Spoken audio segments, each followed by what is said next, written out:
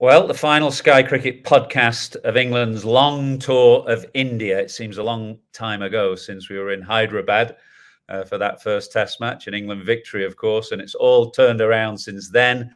A very brutal defeat here in Dharamshala that ended within 3 days. That has given us all a couple of days off in this beautiful hilltop town. So there might be a bit of walking up to the Triang Trek tomorrow, Nass, which is where we were in November. There's snow up there at the moment, but I reckon we might give it a go, or I might give it a go anyway. Brutal defeat, often the way for touring teams here in India. When things turn against you, it's very difficult to hold back the tide. But what did you make of the game? Well, my mind went back to your comment about Test match cricket and Test matches being a bit of an arm wrestle and a bit of a tussle going one way than the other. Well, this one didn't really, up until 100 for 1 at lunch, or just before lunch, when Ollie Pope inexplicably ran past one. I guess the arm tussle is the summation of the Test series. I think there was a bit of that going on in the second, third, fourth Test match, but I feel in this Test, bang, India just knocked England down, and it was a very one-sided Test. I mean, another batting collapse for England. That's been the common theme throughout, that middle order, losing 3 for zip, 175 for 3, 175 for 4, 175 for 5. Your 3 gun players all using up reviews, and then bowled out for just over 200. The game is lost there, and it was a belter of a pitch, another excellent cricket pitch. And England were just playing catch-up cricket right at the end of a very long tour. How did you see it? Exactly that. I mean, it's much harder to understand the collapse in a first innings, isn't it? When you get to the 4th or 5th day in India and the pitch is worn and the spinners get on top of you, you can kind of understand a collapse in those circumstances. And we've all been there. We've seen those on many occasions. But I think it is harder to explain in the first innings on the first day. A good toss to win, as you say, another very fair pitch. The pitches have been very fair throughout the series and excellent. And then 100 for 1 just before lunch. So a good platform set by the openers. And then for a short while for Pope. And then he hurtled down the pitch, got stumped, and it all changed after that, really. So disappointment. I mean, after that first win in Hyderabad, I said it would be disappointing if England didn't win the series from there. And I think it is disappointing for a number of reasons. One, that the pitches have been fair. Secondly, that India, were missing some big guns in this series, the likes of Kohli and Mohammad Shami and Rishabh Pant and others who miss games from time to time, and that England had their opportunities in places like Rajkot and Ranchi where they found themselves in reasonable positions, but just weren't good enough to hammer down those positions. So I think we should probably start our series review with India, really, because clearly it's been an outstanding performance from them. We know they're very strong at home, 17 series win on the bounce, very hard to beat at home. But when you go behind in a series and you lose the first Test of a series, particularly at home for India, who play under such expectations, a pretty good effort from them. So maybe we should start there. And just a bit on Rohit, really, because I felt that when captains have come up against the way that England have tried to play from time to time, some opposition captains have panicked a bit and not known quite what to do. Whereas Rohit has been very, very calm, and he hasn't really moved away from the way that he plays and the way that his team plays. He's kind of backed his method and his players in home conditions, and they've come through for him in the end. Yeah, absolutely. And I think sometimes people confuse Rohit as this sort of laid-back cricketer that just lets the game drift, a little bit like his batting, such a laid-back batter. But as with his batting, there is a lot of skill, a lot of thought, and a lot of brilliance about it as well. And I thought he had an excellent series as captain. He himself said in the press conference before this game, didn't he, that he's had to learn, the way England have come at him. He's had to learn and adapt his own style of captaincy at times. There's been times when maybe earlier on in the series he didn't bowl Ashwin with the new ball, and Duckett's sitting there waiting with his nemesis Ashwin, and he gets to 60, 70 before Ashwin comes on. And I think Rohit, and that, I know we're going to come on to England and how you learn and how you adapt and how you improve. And I think that's what Rohit does. He looked at that and thought, well, maybe I haven't, not wrong. You never get things wrong as captain. You just don't quite get them right. It's not, cricket's not black and white. There's some grey areas in there. And when you've got Bumrah and when you've got Siraj and when you've got that new ball burst, but I think the use of Ashwin later on in the series, especially second innings new ball, has been pivotal. So don't confuse, because of what he's come on the back of, Virat Kohli, in your face, aggressive captain in the huddle at Lord's saying, let's unleash hell on the England batting lineup.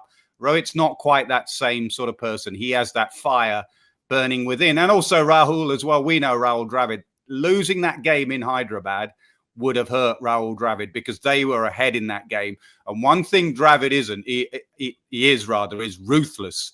And he would have wanted them to be more ruthless. I think we saw signs of that as the series progressed. Yeah, and a good series for them, because you mentioned Kohli there, who was obviously absent along with others. And it meant that young players came in and had to do, had to step up and take pressure on their shoulders. So a terrific series for the likes of Jaiswal. I think he was player of the series in the end, wasn't he? Rightly so. He had a fabulous time. Kuldeep really, as the series went on, and India didn't pick him in that first test in Hyderabad, but he really stamped his authority on the series as we got through to the end. And he looks an excellent cricketer to me. So I think they'll be doubly pleased, not only to have kind of sent England on their way with their tail between their legs, but they've done it with not necessarily a first choice team, and for some other young players who came in and showed their quality. Who impressed you the most, would you say? Would it be Jaiswal? I mean, Shubman Gill, having failed in that first test, people were like questioning Shubman Gill. But young Jaiswal, just that balance between defence and attack, brutal hitting at times, but also looks very solid in defence. Yeah, rightly player of the series. And just, as you say, a combination of, he looks pretty solid at the top, albeit in conditions, where the ball doesn't swing or seam particularly. So there'll be different challenges for him, clearly, down the line. But that combination of ability to stay in, but knowing when to pounce and when to attack. I mean, he tried to take down England's spinners, didn't he, from time to time? Hartley in that first game in Hyderabad, which was a tremendous statement of intent, and young Tom did well to come through that. And then Bashir in this last game, he hit the young spinner, off spinner came on, and first over, Jaiswal was down the pitch and hitting him for 3 sixes. So, yeah, he's a fearsome opponent. Thought Shubman Gill got better through the series, actually, and I thought in that last game he looked at his best in the series. He looked a bit tentative. He's had 1 or 2 issues with Anderson before that, but I thought he looked very strong in this final test match, building on the confidence that he must have taken from the second innings in Ranchi when he got India over the line, when it just got a little bit tricky at times. But I thought he looked very good in this final test match. So, yeah, I mean, what are they saying? What are they saying out there about version 2 of Kuldeep? I mean, his impact as the series went on. He didn't start the series; Akshar Patel did. And I noticed Rahul today saying that we went for the slightly braver option, because although Kuldeep got some runs in the end, Akshar Patel is a more all-round cricketer. So they went for the frontline wrist spinner. What is version 2? Just quicker and more accurate? What's the improvement? I think slightly quicker through the air. And obviously, as players play a bit more and become a bit more experienced, he made his debut here, I think, Dharamshala, 2017, a long time ago now. So he's quite an experienced cricketer. The problem for him, of course, is he's got these other great spinners around, Ashwin and Jadeja. So clearly away from home, it's going to be difficult to get in the team. And even at home at times, when India look to balance the side, it's difficult for him to play. He's not played that many games. I think this was just his 12th game in all that time. But definitely a bit quicker through the air. It was clear to me that 1 or 2 of England's players struggled to pick him. And by the end, he seemed to have the wood over Ben Stokes. He got him out 3 times in 4 innings. And it wasn't so much, actually. I think Stokes struggled with his googly a little bit. But it was whenever Kuldeep bowled it flatter, it was like there's a little thing in Ben's brain saying, go back. Whereas, as you know, sometimes, even when a wrist spinner can bowl it flat, but depending on what kind of spin they put on the ball, the flipper that looks as though it should be short and is not. So, he definitely caused England's captain some problems towards the end of the series, without question. And the great man, Ravi Ashwin, in his 100th test match, he was having a quiet series to start with bat and ball, and then second innings, fourth test, this test match, 9 in the game, showed his absolute class, didn't he? He did, and in a way, it was a measure of the way England's kind of batsmen, their brains became scrambled a bit towards the end of the series, because I thought the 2 dismissals to Ben Duckett they're good bits of bowling, obviously, but they're not Ben Duckett's strength. You know, when we spoke to Ben on the podcast before the series began, we talked a lot, didn't we, about Ashwin, and he handled the questions well and said, well, this is what I'll be looking to do. And he really talked about sweeping and reverse sweeping and playing square of the wicket. And yet in both innings, he was looking down the pitch, wasn't he? Looking to hit over mid-on first innings when Shubman took that excellent catch at cover. And then down the pitch and getting bowled in the second. So that's that was a measure of how things eventually get on top of you on a long tour, on a 5 test match tour. We've talked about this often, that it is the toughest examination, playing 5 tests, because there's no escape. And it's usually for an opening batter. The no escape is against an opening bowler like McGrath or Walsh or Ambrose or whoever. But for Ben Duckett, it became Ashwin with the new ball towards the end of the series. And in a 3 test match series, you can just wave it goodbye and go and play against somebody else. But 5 tests is a really tough examination. So that needs to be borne in mind, I think, when we reflect on Dharamshala in particular, and shouldn't overlook some of the good things that England did earlier in the series. I mean, just chatting to people around the India camp and the India dressing room, just casually, you know, you got a sense that they actually felt that they were put under pressure from time to time, that their spinners were put under pressure from time to time, that England, you know, they played some competitive cricket. Now, what happened at the end, often the way a series finishes, that's the takeaway from a series. But I don't think it should overlook some of the good things earlier in the series, which really brings me to my next topic, or our next topic, is where does Bazball or England go from here? Because it's quite an interesting point now, isn't it? Where Brendan McCullum signed a 4-year contract in May 22, and that takes him to just after the Ashes in Australia in 2 winters' time. I reckon we're exactly at the halfway mark in that now.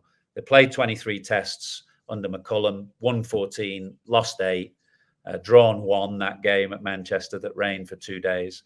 And then they've got, I think, 23 tests by the end of the Ashes when his contract is up. So we're exactly at the halfway mark, and there are 18 tests now until they play Australia down under. So it's a kind of good breaking point, isn't it? And a good pause. There's no test cricket now for 4 months for England. So as they go away, as you know, Stokes goes back up to Durham and McCullum goes back to New Zealand, what areas do you think, or indeed, will there be areas that they will look at?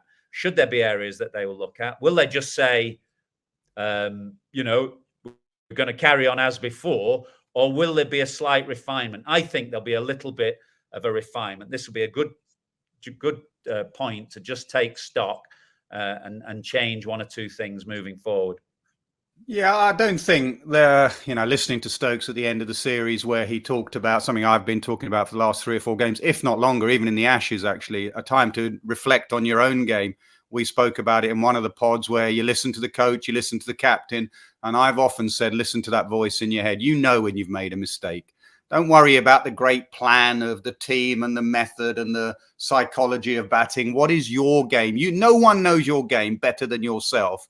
So that Stokes spoke about it. It's a time to reflect on how we're going to improve as a team and individually. So I don't see them hiding behind that's just the way we play and we're going to carry on playing like that. No, McCullum doesn't end up being the cricketer he did and was by having that mentality. Same with Stokes. Stokes has played in many different ways as a cricketer throughout his career. So I don't think they'll go down that road. Fair play to them. They've done what they said they would do when McCullum and Stokes took over. They said, we're going to make Test cricket fun and enjoyable. We're not going to play for draws. There's been one, I think. Is that right? Have I got that right? So they've done what they said. But yeah, and it wouldn't have been. They'd have won that one. But I think it is a time to reflect and learn from opposition. Look at how the opposition players play. You can learn from old and young. You can learn from Jimmy Anderson and Ravi Ashwin. You know, Anderson getting his 700th Test wicket. We'll come on to that. Ravi Ashwin playing his 100th Test match. How do they become great cricketers? By constantly looking to improve. But also not just them. You may say, well, I'm not that cricketer. I'm not Jimmy Anderson. I'm not Ravi Ashwin. Well, then look at Kuldeep Yadav, who we've just spoken about. Kuldeep version 2 to version 1 is no fluke. It's no chance. It's someone that looked at his game, realised I've got to bowl a bit quicker to be successful in Test match cricket, and did that. So I do think it's time, and they should be doing it all the way through. I'd be surprised if they weren't doing it all the way through. So Zach Crawley has got more consistent. But how do I go on and get big hundreds, 150s, 200s like Jaiswal?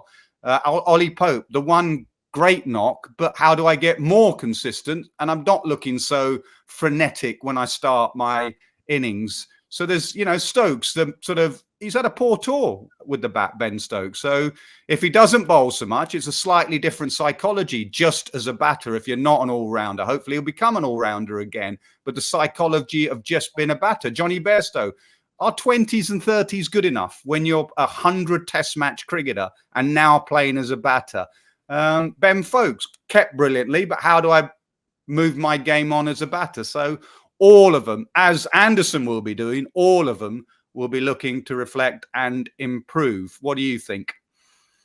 Well, first of all, I'd emphasise that the team is in a far better state now than it was when McCullum and Stokes took over. I don't think anybody needs reminding that England had won 1 in 17 before that. So I think that's the starting point. For 2 years, they've been pretty good. They've won many more games than they've lost. And the team is in a far better state than it was. And I, for one, would not like to see England go back to the kind of timidity that we saw. Remember that New Zealand Test match at Lord's when Kane Williamson set them a perfectly fair target. They didn't even contemplate going for the win.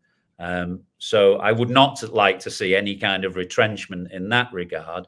But equally, I think in the last 2 series, obviously 2 tough series, 5 Test matches against India and Australia, there have been times when they've just not been smart enough or good enough or hard enough or whatever term you want to use to take advantage of winning positions. So think of the second innings at Edgbaston against Australia, first innings at Lord's against Australia when Lyon went down with that calf strain. And they all got out hooking.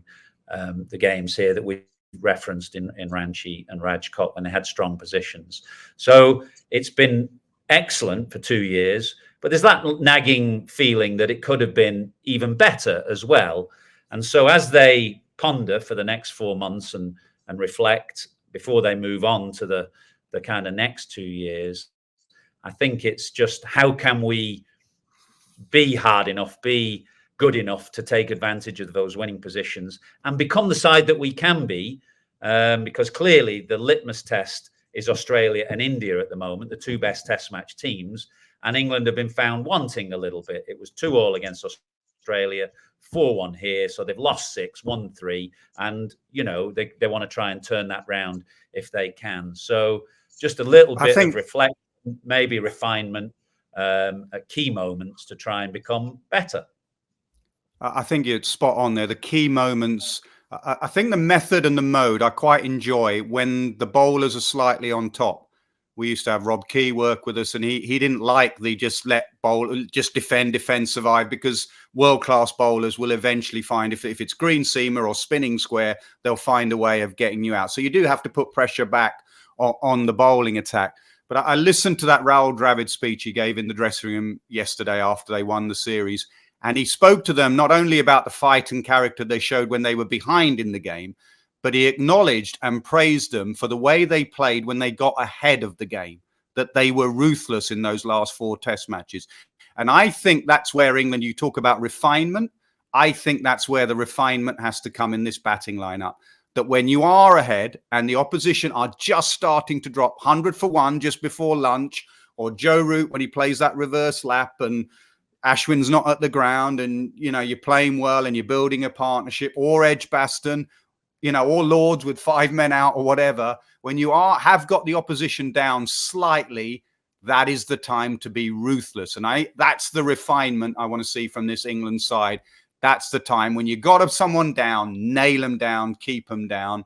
That's the way to improve their results. Because let's be honest, Ath, you know, they didn't win the Ashes. And some people say 2-2 in the Ashes, good result. England haven't lost a home Ashes since 2001, and they had chances in that Ashes series. And I saw a funny tweet just now, actually. You know, 3-1 Joe Root's England, terrible captaincy, terrible side. 4-1 Ben Stokes England, brilliant captaincy, brilliant side, reinventing the game. You know, we see them as different, but the results need to improve now, surely. Yeah, and I think they'll reflect on all that. They're no fools, obviously. They will be disappointed with the way this tour went, and they'll think, well, how can we get better? So should we just throw it forward a little bit? Because let's start on Jimmy first of all, before we do that. I mean, an incredible achievement. I mean, we'll maybe talk about where he is and how far he will play on to, because that will affect the makeup of the kind of quick bowlers that they'll want to get into the team ahead of the Ashes. But my word, you gave him his first cap, or probably threw him his first cap way back in 2003. An incredible achievement, 700 Test wickets. Unbelievable. I reckon it'll end up one of those stats in years to come, a decade or something, that people, more than that, people will look back and go, how did he do that? Not just the 700 as a seam bowler, as a faster bowler, but he's going to be pushing 200 Test matches by the time he calls it a day. It's going to be like Bradman's 99.9. You look back on it and go, how can you average 99.9 in Test match cricket?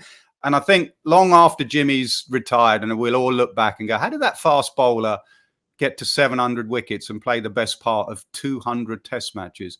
Bowling fast is seriously hard work. Getting out of bed the next day to strap those boots on and you're sore and you're stiff. Captains like me and you throwing you the ball at 6 o'clock in the evening for that second new ball. Can you go again for us, please, Jimmy?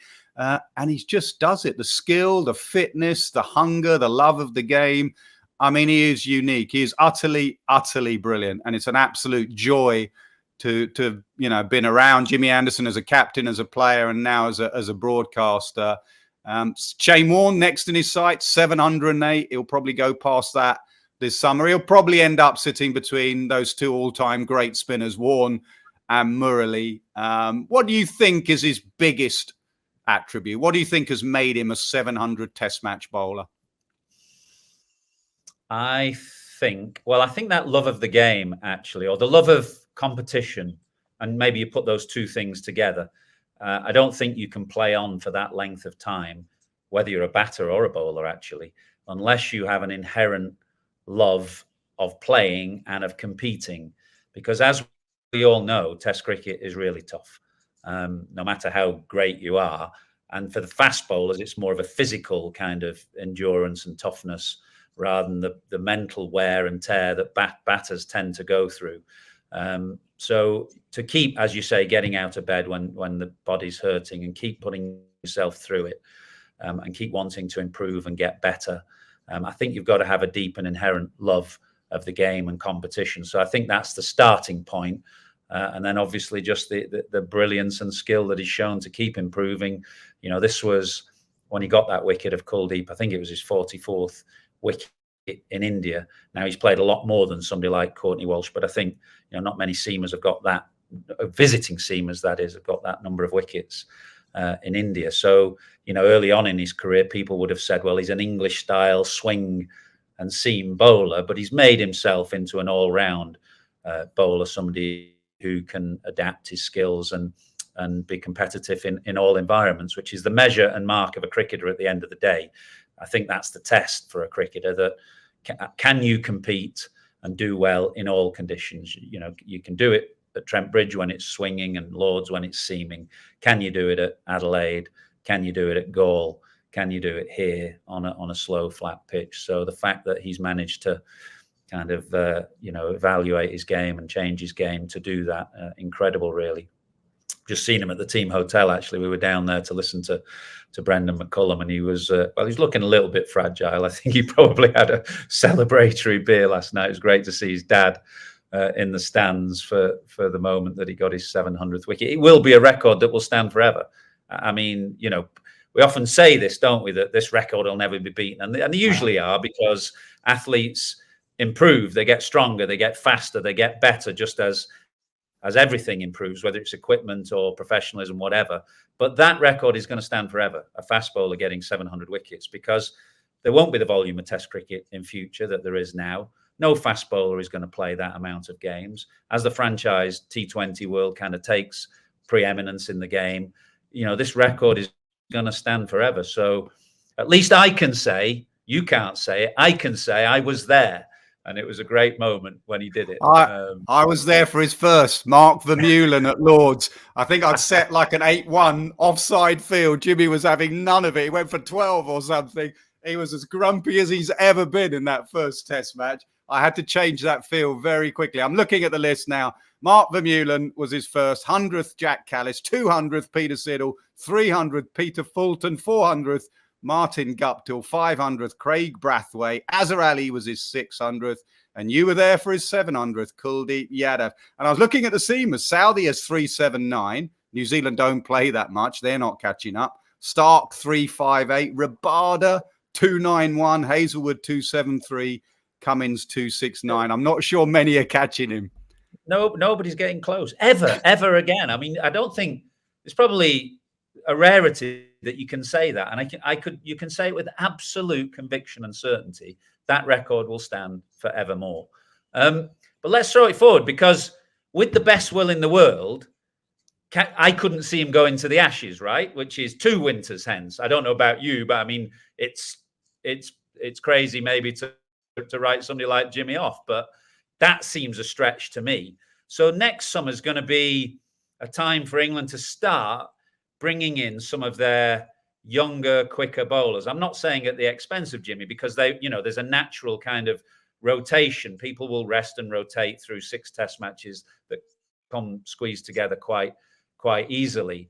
But I think that's the next stage now, because if you look at what England have done in the last 2 years under McCullum and Stokes, the winter series have generally been Asia focused, haven't they? They had those 3 tests in Pakistan. They've had 5 Test matches here in India. So 8 out of the 11 away Test matches have been Asian conditions where you've played more spin. Now, next winter, there's 3 in Pakistan, but then there's 3 in New Zealand. And then the winter after that is 5 in Australia. So 8 out of the 11 will be Australasia, where you're going to need different style bowlers. So looking at the kind of pack of younger, quicker bowlers that they're going to get in, I mean, who do you fancy? Just names off the top of your head. Obviously, Atkinson, who didn't play here. Tong, who impressed last summer, but has been injured a little bit. Potts, who really impressed in the Lions tour here. And it's a debate whether he should have actually been drawn over from at the end of that Lions tour to stay here with the main tour, but didn't. Turner, who they like. And then Wood, who's had a bad tour here, but still is obviously quick. And Archer, if they can get him back up and running. That looks like a kind of group of quick bowlers that they might try and get to the Ashes. What do you reckon?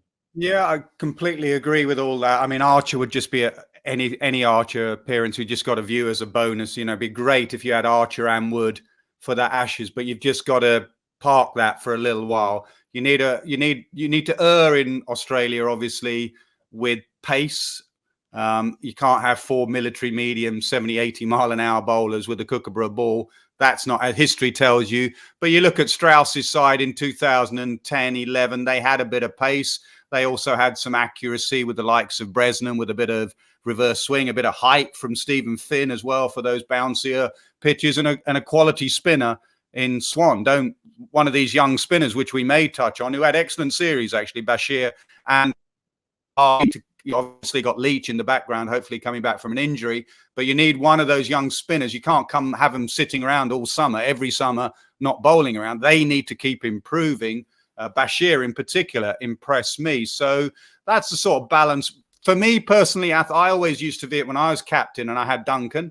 I used to try and pick a side to win the game, right? So I turned up to Lords and I knew it would swing, and I picked Ed Giddins, for example. Just to win that game. And I think Giddo got 5 for Zimbabwe or whatever. But Fletcher would be knocking on my door going, actually, the long-term pick would be someone like Harmison. He wanted Harmison because he saw the 2005 picture of what you need to win an Ashes series. You need that balanced attack I talk about. So that's how I'd go about it. If I'm Ben Stokes, I'm going to pick the side to win the next Test match in England. And then it's up to Key and McCullum behind the scenes to have that long-term plan of what do we need in Australia. I'm very reticent to be always, Silverwood and Root used to do that quite a bit. We're going to pick a side in 7 tests fight for the day-nighter. Look at the pitch now and pick your best side now. But you do have to have one eye on the future, and you need some pacier options in Australia when that happens. And one spinner, who's it going to be? You mentioned Bashir there. I think probably he might be the one that they look at, actually. But how do you get him playing? Where are you with club county balances or whatever? There was a bit of debate. McCullum said they should be playing for their counties. Counties are going to pick what's best for them. Bashir needs to play now. Well, he does need to play, although he's done well here, having not played before. Right. He only played 6 first-class games. But I agree, he does need to play. Whether Somerset can play 2 spinners, whether Leach will be fit for the start of the season is another matter. And indeed, whether Somerset then can play 2 spinners, whether Lancashire will play 2 spinners with Nathan Lyon, who knows. But just putting that to one side for a moment, of the spinners that we've seen here, Hartley, Rayan Ahmed and Bashir, and Leach, of course, I think they might just think that Bashir is the one if they're going to play an attack with 1 spinner, 3 seamers, and Stokes, who we might just come to in a minute. Just because Hartley talked about, Hartley was a particular pick for here, as was Bashir, obviously, but Hartley talked about wanting to improve and get more overspin on the ball, and he hopes that playing alongside Nathan Lyon will allow him to do that. That's what Bashir's got. I think he's a more rounded bowler at the moment with the way that he bowls, but we shall see. Anyway, it was a hugely impressive first series for both of them, and good picks, and well done to them for holding their nerve under a barrage occasionally, and obviously picked up their wickets as well. Stokes' return as an all-rounder, that was an unbelievable moment, actually. I don't know whether you were up and watching it at that point. Yeah. But, it was a real I-was-there moment for these England supporters because, he just marked out his run, and Rohit hadn't looked in a moment's trouble all morning. For 2 hours, he played it. I was going to use a term I can't use then, but he played it easily, put it like that. He barely missed the ball. And suddenly Stokes comes on, seams one past his outside edge, knocks his off stump back. It was like, what's going on here? It's very reminiscent. Just before I started, very reminiscent of Beefy in '86. And of course, that's the type of cricketer that Stokes is. But in terms of England's balance, it will make such an important difference to their side if he can get back to full all-rounder bowling duties. And do you think it will help his batting as well? Because his batting seriously declined throughout this series. Yeah, firstly, very reminiscent of Beefy. Yes, apart from Beefy came on after a ban with a long hop that was cut to deep cover or something. This was an absolute jaffer that angled in and nipped away. So, listen, disappointing from Ben with the bat. You felt if this series, England are going to do anything, they needed Root and Stokes. And Root got better throughout the series and Stokes went the other way with the bat. I do think it must be, I've never been there, but as an all-rounder, the mindset has to be different. And also Stokes is a character that wants to be in the game all the time. There are now, I know he's captaining, but there are large periods that he's not influencing the game with the ball. And then he's sitting there and watching others bat. And then the mindset of just playing as a batter, then you're thinking, I've got to bat like a batter. And he's gone into a show. He's not, everyone talk about Bazball. Stokes has got out defending nearly every time, defending on the back foot. So I think lower strike rate than you. I know. I was so ahead of the curve, seriously. So I think it will do him good if he can get back bowling. But if he can't, he has to have that sort of, he has to play the way he has done as a batter when he was an all-rounder and get that balance between defence and attack right. And I don't think he's got that right in this series. I don't know how you saw his batting, but it was one of the disappointments of the series. I think a bit of all those things, actually. I think he's a natural competitor who, therefore, when he is able to bowl, he's much kind of better and happier in himself because he feels as though he's influencing the action. And in fact, that's been one of the great things about the captaincy for him. I think he's been an excellent captain so far, but it means that he's constantly involved, albeit in another way. But if he can get back to bowling, it balances England's side much better, both here when you can play 2 spinners or 3 spinners and he can be the second or third seamer, and in England where he can be the 4th seamer, and probably Australia where he can be the 4th seamer as well. And I think it will translate and bleed into his batting and make him, more likely to score runs. Go on, sorry. And generally, I just want to move away from Stokes, unless you want to talk specifics, we can come on to it. But just where is English cricket at the moment? We've had this Key come in, McCullum come in, but just general in all formats this winter, they've lost 6 out of 9 matches in that World Cup that we did, a very disappointing World Cup. They lost both 50 overs and T20 series in the Caribbean, in the West Indies, and they've lost this series 4-1. Where do you think English cricket is at the moment? Well, it hasn't been a good winter, put it that way. It's been a really poor winter for the reasons that you state. I felt I wasn't in the Caribbean. I didn't do the 2 white ball games in the Caribbean because obviously we've been away enough. But between the World Cup and this Test series, I think the World Cup was much more of a disappointment to me. I felt, England had a really strong group of players there, and for them not to make the knockout stages there was a real disappointment. Here, as I mentioned earlier, disappointing, particularly after winning the first Test, and you feel that they had opportunities that they spurned. But I felt that the series was competitive, and before a ball was bowled, when we did our podcast in the London studio before I travelled out, neither of us thought England were going to win here. We just thought India would be too strong and their spinners would be too strong. So of the 2, the World Cup was much more disappointing, I thought. Whereas English cricket generally, well, maybe I'm unduly optimistic, but I'm not downhearted at all. I still think we've got excellent players, and I think there'll be a kind of slight refinement of the Stokes-McCullum project, and I'd expect them to be very competitive over the next 2 years in Test cricket.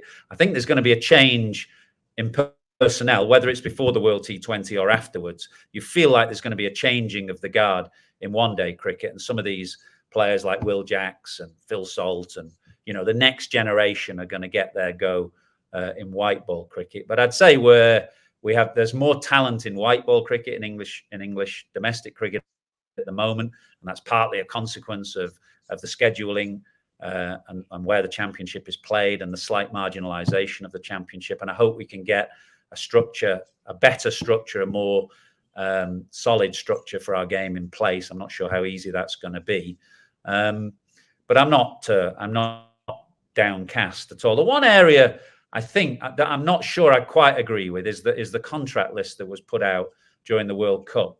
Multi-year deals, slightly looking backwards on past performance.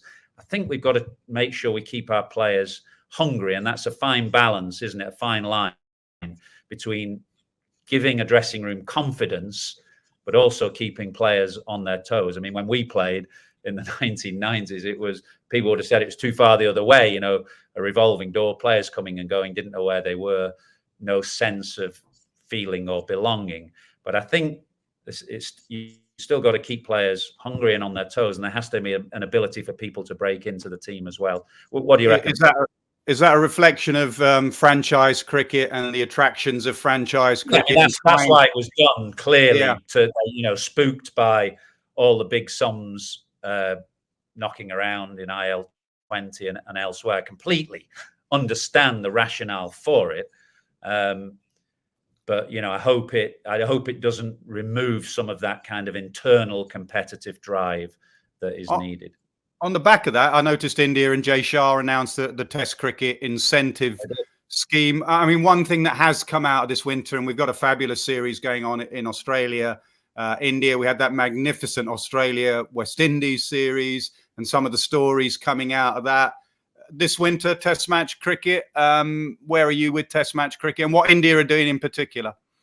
Well, we mentioned it on the last podcast, didn't we? That there's done three things that have kind of taken our eye. There was that letter that was leaked to the players to say you should be playing domestic cricket or first-class cricket when you're not playing for India, playing for your state sides.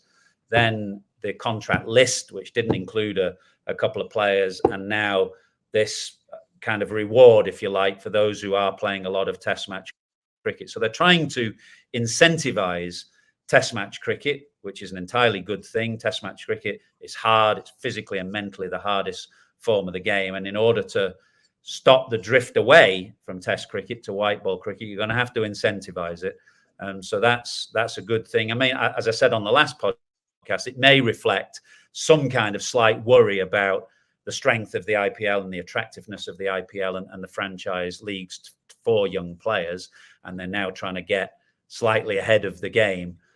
So it may reflect on that. But I mean, it's been a great tour. I think the journalists who've been here have enjoyed it thoroughly.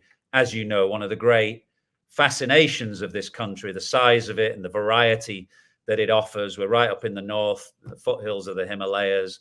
We've been down south to Vishakhapatnam, seen, different pitches, different towns, different cities. It's been an absolutely fascinating tour as ever. But I'm ready for home.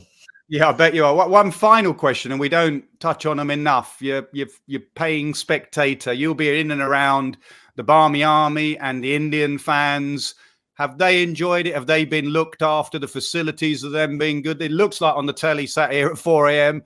Everyone seems to have had a great time with some fantastic cricket at some top venues. I think so. Remember, there was a bit of disquiet, wasn't it, at the start of the World Cup about the ease with which supporters were getting access to the grounds. It didn't seem that it was easy to do that. But I haven't heard similar complaints during the Test series. A little bit in Hyderabad, but not since then. I was with Gladstone Small last night, who looks after a tour group, and just chatting to him and the supporters that are with him. And of course, coming to Dharamshala is a bit of a bucket list Test match for them.